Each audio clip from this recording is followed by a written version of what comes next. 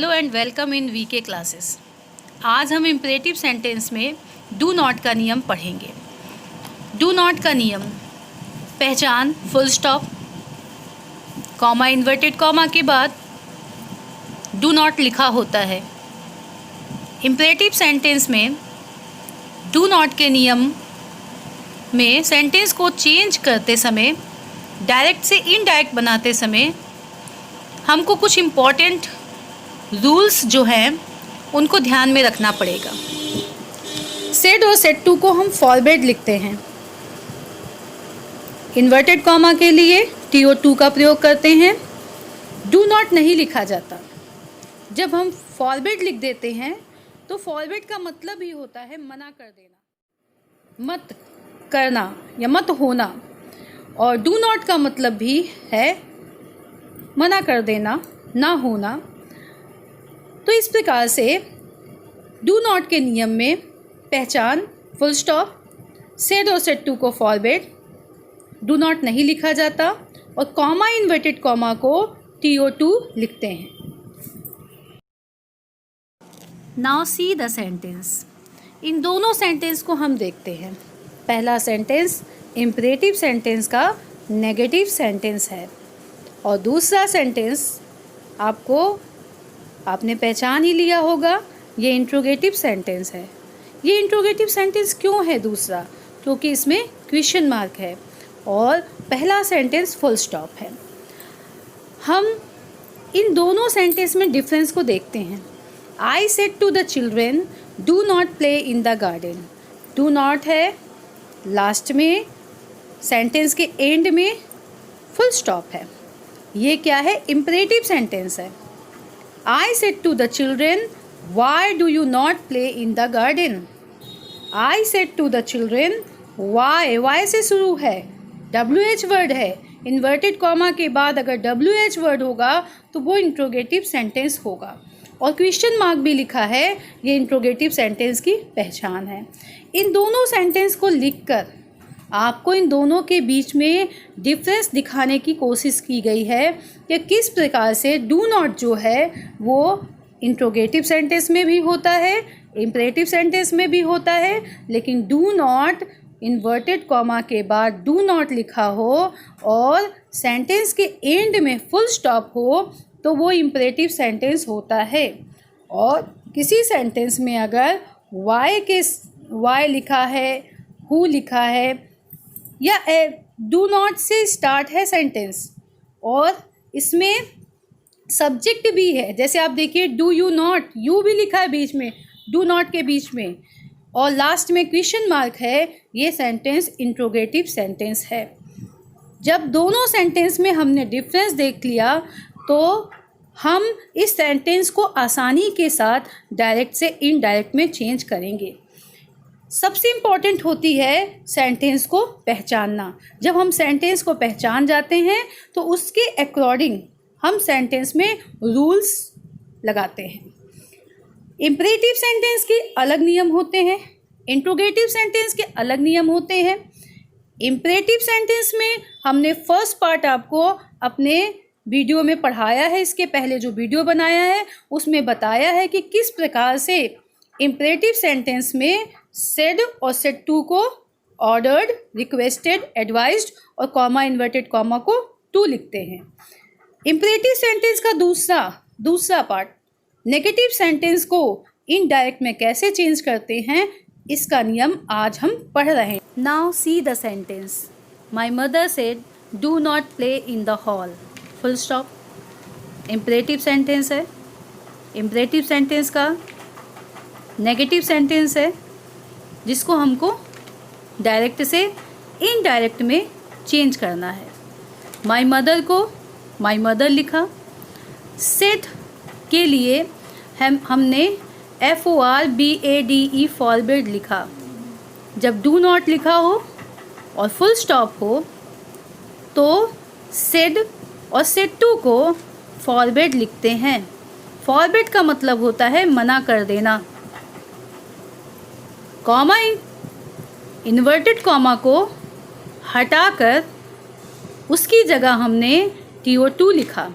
My mother का indirect में करते समय माई मदर, सेड को फॉरवर्ड, कॉमा इन्वर्टेड कॉमा को TO2, और जब आपने फॉरवर्ड लिख दिया तो डू नॉट को हम इनडायरेक्ट में नहीं लिखेंगे।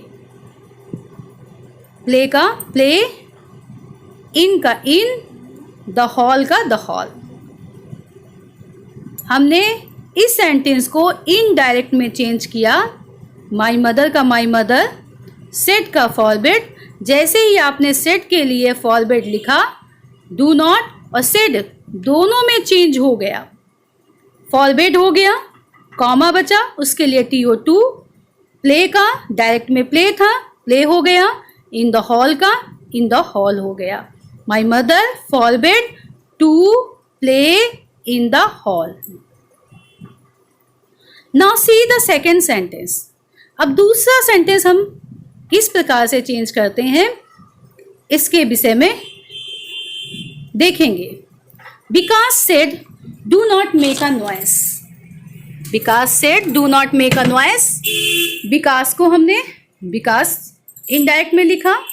सेड और डू नॉट के लिए फॉरवर्ड लिखा। जब हमने फॉरवर्ड लिख दिया तो सेड और डू नॉट दोनों में चेंज हो गया, दोनों हट गए। कॉमा के लिए TO2 लिखा, मेक अ नॉइस का मेक अ नॉइस लिखा।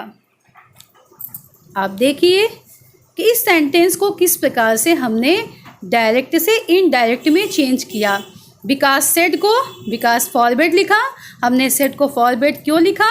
क्योंकि इन्वर्टेड कॉमा के बाद अगर डू नॉट है तो सेड का फॉरवर्ड हो जाता है और इन्वर्टेड कॉमा के लिए TO2 होगा, मेक अ नॉइस का मेक अ नॉइस होगा। Vikas said do not make a noise. जब इसे हमने इनडायरेक्ट में चेंज किया तो चेंज होने पर ये सेंटेंस बना Vikas forward to make a noise. Now see the sentence. Neha said to him, "Do not ignore your health." Neha said to him. Neha का नेहा हमने इनडायरेक्ट में लिखा। सेड टू को फॉरवर्ड लिख दिया। हिम को हमने हिम लिखा। इन्वर्टेड कॉमा के लिए TO2 हमने लिखा और जब हमने फॉरवर्ड लिख दिया तो सेड टू और डू नॉट ये हट गया। इन्वर्टेड कॉमा के लिए TO2 लिखा। इग्नोर को इग्नोर लिखा। योर को चेंज करना है। योर को हम चेंज करेंगे ऑब्जेक्ट के अनुसार। ऑब्जेक्ट हिम है। योर को जब हमने चेंज किया हिम के अकॉर्डिंग तो योर का हो गया हिज, हेल्थ का हो गया हेल्थ। डायरेक्ट से इनडायरेक्ट में चेंज करते समय नेहा फॉरवर्ड हिम, डायरेक्ट में था नेहा सेड टू हिम, हमने उसको इनडायरेक्ट बनाया नेहा फॉरवर्ड हिम। अगर आपसे कोई पूछता है कि आपने यहाँ पे फॉरवर्ड क्यों लिखा तो आप बता सकते हैं कि डू नॉट है और डू नॉट के साथ फुल स्टॉप भी है। अगर डू नॉट के साथ फुल स्टॉप होगा तो सेंटेंस इम्परेटिव है और इसको जब हम चेंज करते हैं तो सेड टू के लिए फॉरवर्ड लिखते हैं। अब कॉमा को हटाया, इन्वर्टेड कॉमा को हटाया, इसकी जगह हमने लिख दिया TO2। डू नॉट पहले ही हट चुका है फॉरवर्ड लिखने से। इग्नोर को इग्नोर लिखा। योर को हिज लिखा। हेल्थ को हेल्थ। हमने बार बार सेंटेंस को कई बार रिपीट किया है। पूरे वीडियो में आप देखिए कि कई बार हमने इसके नियम को बताया है। बार बार नियम को रिपीट करने का मेन जो कारण है वो यही है कि कई बार आपको नियम सुनने के बाद आपको नियम याद हो जाए। सेंटेंस प्रायः बच्चे देखते हैं और उसके बाद वो नियम लगा देते हैं। वो एक लर्न कर लेते हैं कि असर्टिव है तो ये होगा, इंट्रोगेटिव है तो ये होगा, इम्परेटिव है तो ये होगा। इस नियम को लगाएंगे। लेकिन सबसे इम्पॉर्टेंट चीज़ जो होती है वो ये होती है कि पहले हम सेंटेंस को समझें कि सेंटेंस कौन सा है, असर्टिव है, इंट्रोगेटिव है, इम्परेटिव है। जब हम सेंटेंस को समझ लेते हैं तो हम नियम को उसमें लगा देते हैं। बिना पहचान के सेंटेंस में नियम लगाने से आपका सेंटेंस रॉन्ग हो जाएगा। इम्परेटिव सेंटेंस का पहला नियम डू नॉट का हमने बता दिया कि सेड और सेड टू को फॉरवर्ड, कॉमा इन्वर्टेड कॉमा को टू और डू नॉट नहीं लिखा जाता। इम्परेटिव सेंटेंस में नेगेटिव सेंटेंस डू नॉट जो है इसको चेंज करने का दूसरा नियम भी है। Now see the sentence and see what is the difference between these two sentence. She said to Moti, "Do not move." She said to Moti, मोती के बाद कॉमा है, इन्वर्टेड कॉमा शुरू हुआ, मूव के बाद इन्वर्टेड कॉमा बंद हो गया और फुल स्टॉप। ये सेंटेंस इम्परेटिव सेंटेंस है। इसमें सेकंड सेंटेंस जो है लिखा हुआ है उसको देखिए आप। सी फॉरबेड मोती टू मूव। ये नियम अभी मैंने आपको समझाया है कि डू नॉट लिखा हो तो सेड और सेड टू को फॉरबेड, कॉमा इन्वर्टेड कॉमा को हटाएंगे तो TO2 डू नॉट को लिखा नहीं जाता। लेकिन अभी हम दूसरा नियम भी पढ़ेंगे। दूसरा नियम इसमें है कि अगर डू नॉट के साथ फुल स्टॉप हो तो सेड टू और सेड को ऑर्डर्ड, एडवाइज्ड, रिक्वेस्टेड लिखते हैं। कॉमा इन्वर्टेड कॉमा को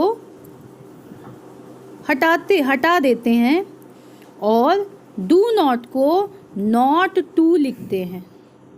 कॉमा इन्वर्टेड कॉमा के लिए कुछ भी नहीं लिखा, हटा दिया उसको।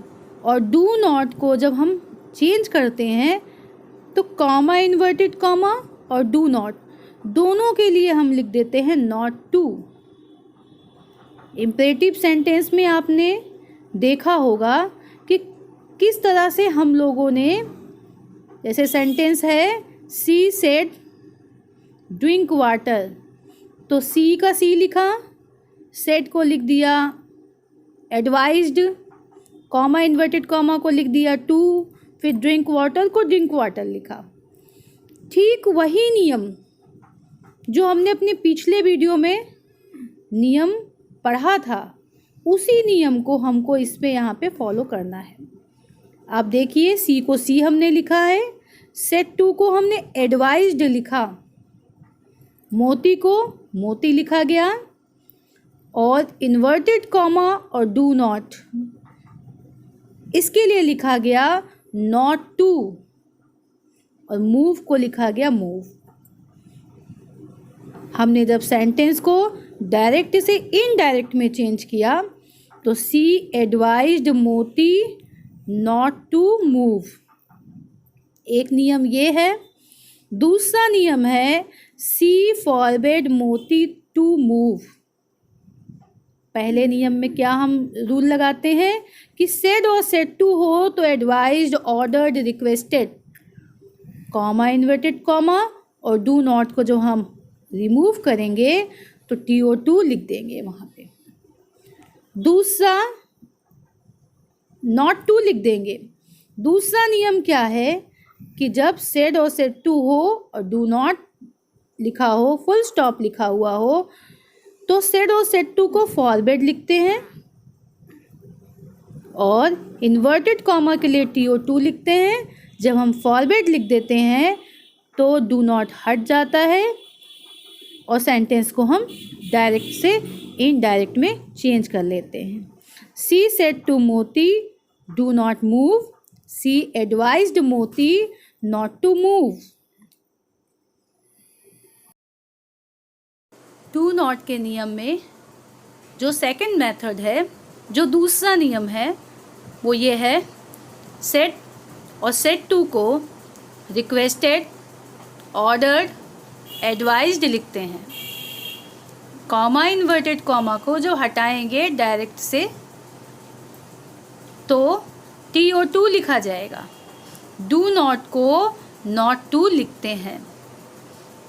फर्स्ट मेथड हमने आपको बता दिया डू नॉट में कि डू नॉट के दो नियम अभी बताए हैं। पहला हमने बताया था कि सेट टू और सेट हो तो फॉरवर्ड लिखते हैं। कॉमा इन्वर्टेड कॉमा के लिए TO2 लिखा जाता है और जब फॉरवर्ड लिख देते हैं तो डू नॉट नहीं लिखा जाता।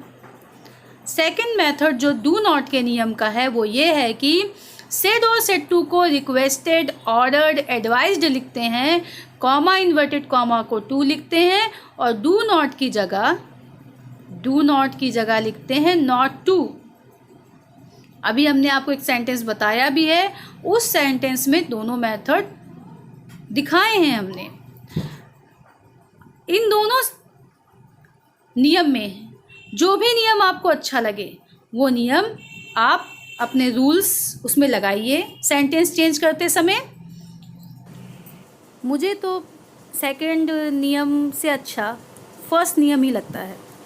फॉरवर्ड का नियम इजी लगता है क्योंकि उसमें बहुत ज़्यादा सोचना नहीं होता कि रिक्वेस्टेड लिखें, ऑर्डर्ड लिखें, एडवाइज्ड लिखें।